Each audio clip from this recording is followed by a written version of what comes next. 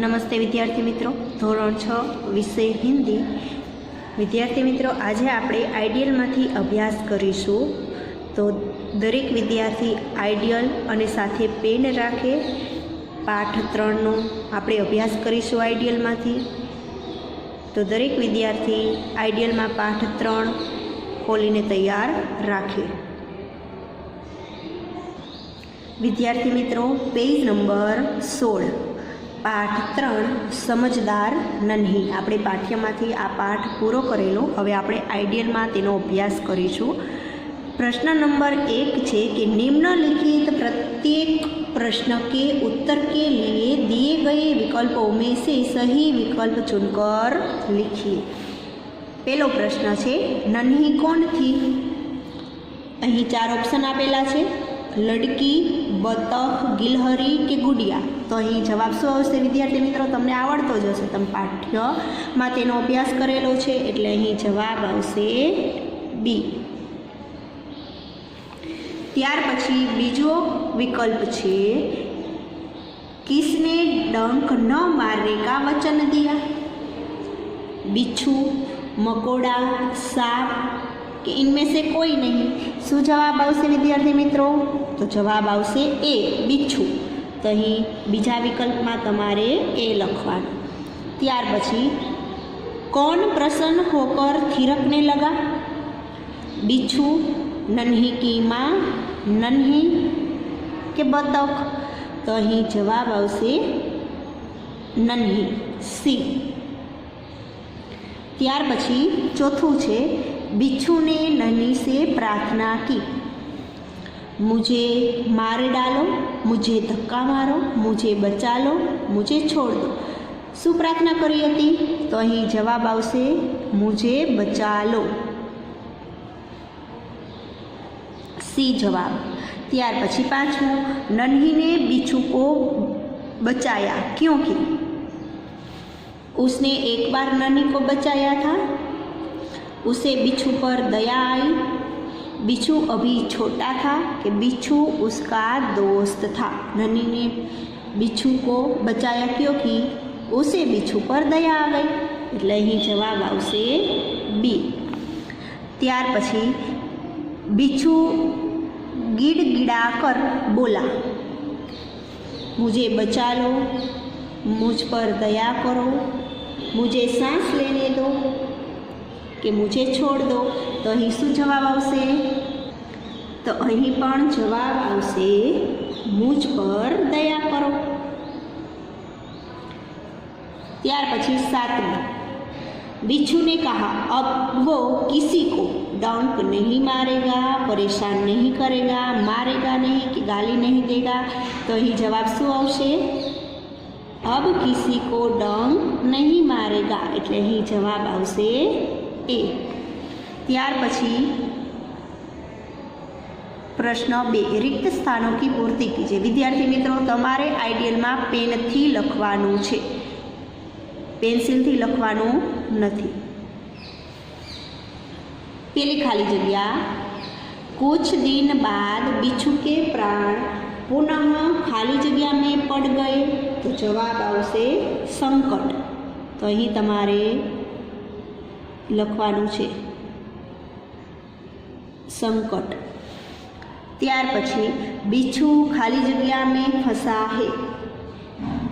तो अहीं जवाब आवशे दल दल.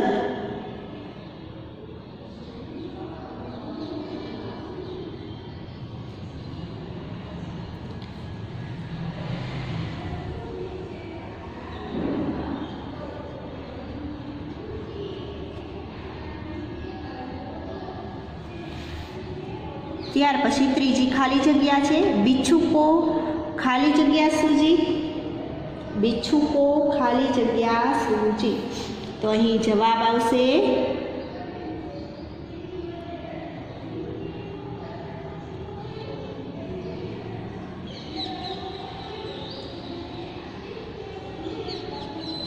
शैतानी. चौथी खाली जगह, नन्ही ने बिच्छू को खाली जगह दान दिया.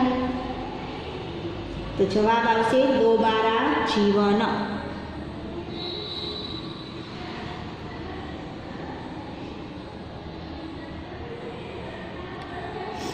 दोबारा जीवन दान दिया।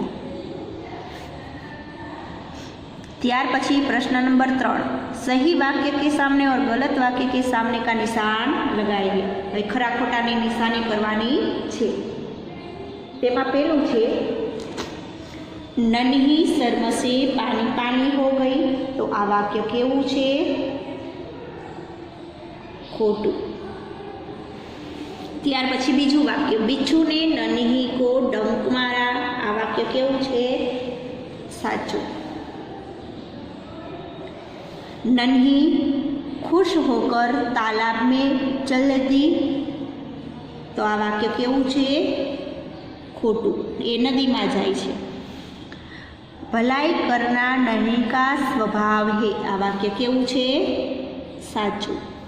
बिच्छू को शैतानी सूझी, आ वाक्य केवुं छे? साचुं। त्यार पछी पेज नंबर 17, निम्नलिखित प्रश्नों के 1-2 वाक्य में उत्तर लिखिए। नन्ही ने क्या निश्चय किया? तो ये जवाब आवशे वह हमेशा मुसीबत में पड़े को बचाती रहेगी। तो અહીં જવાબ લખવાનો वह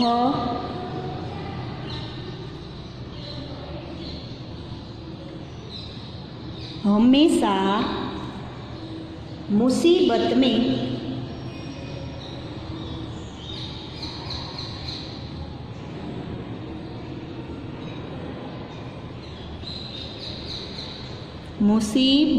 पड़े को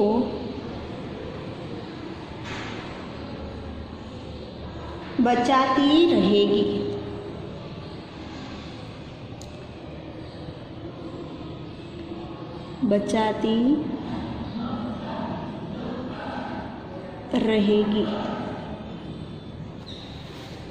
वह हमेशा मुसीबत में पड़े को बचाती रहेगी। बीजो प्रश्न है नन्ही का स्वभाव कैसा था?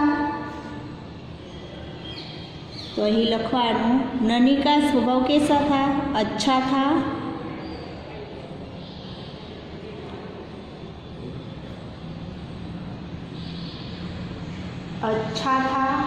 वह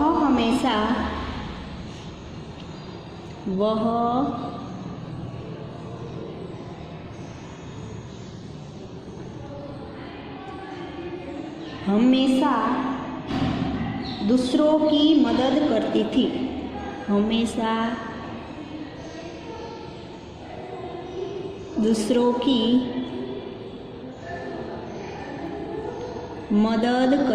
थी।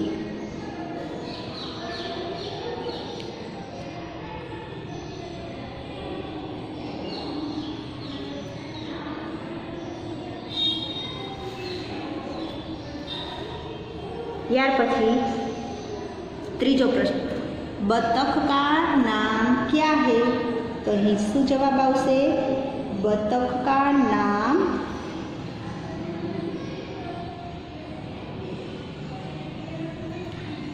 नन्ही है। नन्ही कहाँ गई थी? अहीं जवाब शुं आवशे? अहीं जवाब आवशे नन्ही कहाँ गई थी? तो जवाब आवशे नदी के तट पर। नदी के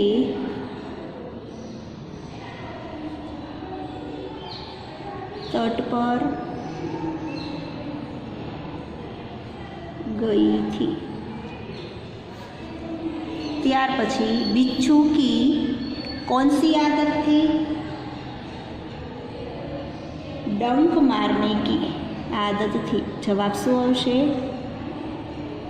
डंक मारने की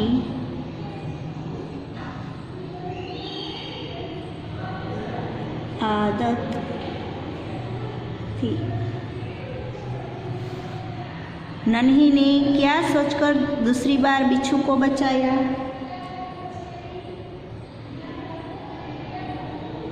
शायद अब અહીં જવાબ આવશે शायद अब उसने डंक मारने की, शायद अब उसने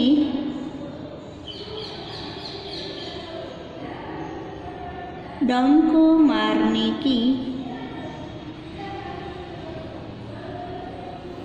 गंदी आदत, गंदी आदत छोड़ दी होगी।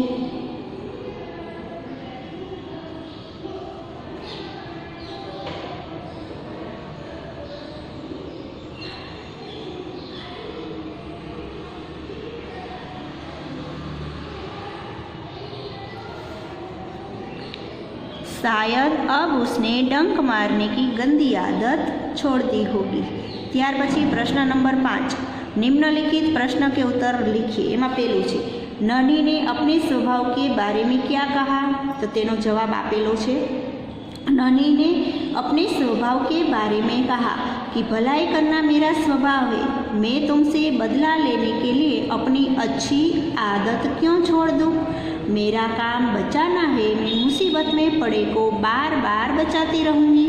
ત્યાર પછી બીજો પ્રશ્ન, बिच्छू को क्यों पछतावा हुआ, बिच्छू को पछतावा हुआ क्योंकि वो 2 बार उसे जीवनदान देने वाली नन्ही बतख को डंक मारने के लिए आगे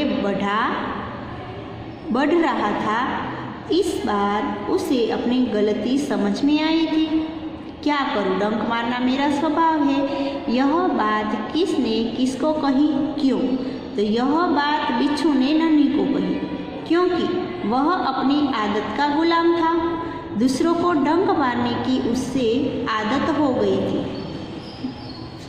ત્યાર પછી 5મો પ્રશ્ન, माँ ने नन्ही को बिच्छू के स्वभाव के बारे में क्या कहा, माँ ने नन्ही को बिच्छू के स्वभाव के बारे में कहा कि बिच्छू अपनी गंदी आदत का गुलाम है, तुम उसे चाहे कितनी बार बचाओ वह बार बार डंक मारता रहेगा। ત્યાર પછી પ્રશ્ન નંબર 6, निम्नलिखित वाक्यों को कौन किससे कहता है बताइए। माँ, मैं उसकी गंदी आदत छुड़ाकर रहूँगी। तो आ वाक्य कौन बोले छे, कोने कहे छे, तो नन्ही अपनी माँ से कहती है। અહીં તમારે જવાબ લખવાનો।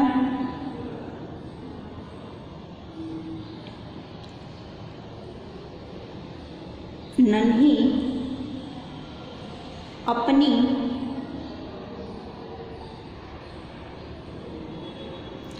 माँ से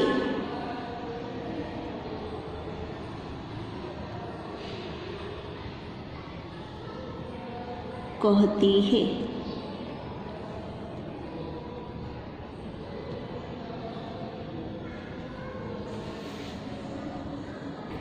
ત્યાર પછી पेज नंबर 18, नन्ही बहन आज तुम जीत गई। आ वाक्य कौन बोले छे, तो बिच्छू ने नन्ही से कहा, बिच्छू ने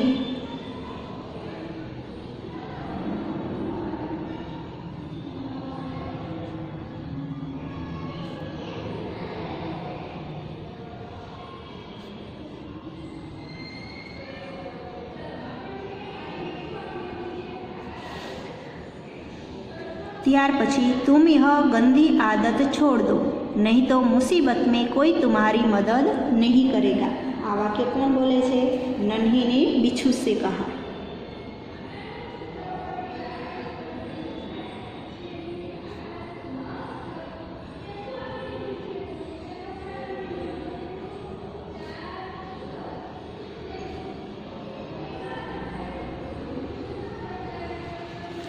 ત્યાર પછી भलाई करना मेरा स्वभाव है, नन्ही ने बिच्छू से कहा।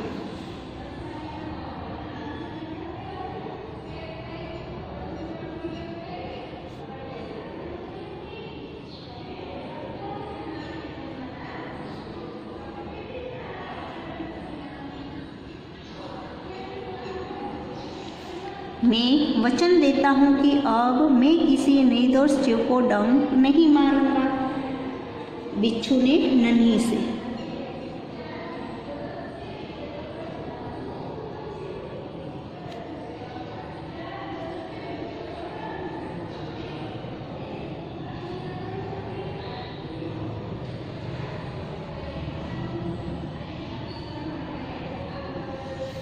त्यार पछी प्रश्न 7 सूचना अनुसार कीजिए। चित्रों को देखकर कहानी लिखिए। अहीं चित्र आपेलू छे अने साथे तेनो जवाब पण आपेलो छे।